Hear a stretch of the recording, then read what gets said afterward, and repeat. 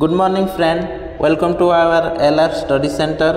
आज आम डिस्कस करवा OSSC जो रिजल्ट बाहर थिला जुलाई मंथ रे। आज हूँ 29 जुलाई आउ 2 दिन रहिला मात्र। देखा जाओ 2 दिन मध्य रिजल्ट आसूची कि नाई, किंतु ए पर्यंत OSSC जो कैलेंडरटा रही से कैलेंडर रे जुलाई मंथ फिजिकल डेट अच्छी से मंथ रे कौन सी परिवर्तन करना कौन रही ताहार प्लान OSSC ही जानिबो। किंतु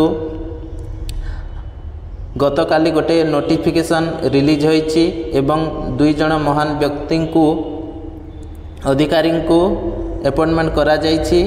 श्री स्वसत मिश्र IAS OSSC is appointed as Principal Secretary to Government Finance Department and Shri NBS Rajput IAS is appointed as Principal Secretary to the Honorable Governor Odisha।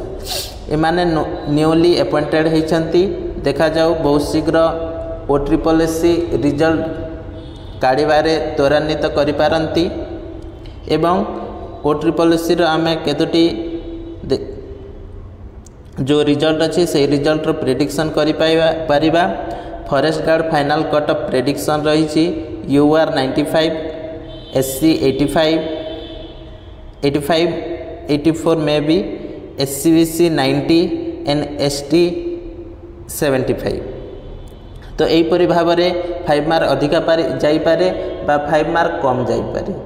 निज निजर र स्कोर को देखि नियंतु। नॉर्मलाइजेशन पर समस्तंकर मार्कटा बढ़ी पारे। तो फिजिकल पाई ready हुंतु एवं जो डेट रे फिजिकल बाहर से डेट पाई आपण माने प्रस्तुत रहिबा दरकार। तो आजिर इनफॉरमेशन किपरि थिला भल लगी लाइक करिवे, शेयर करिवे एवं सब्सक्राइब करिवे। धन्यवाद।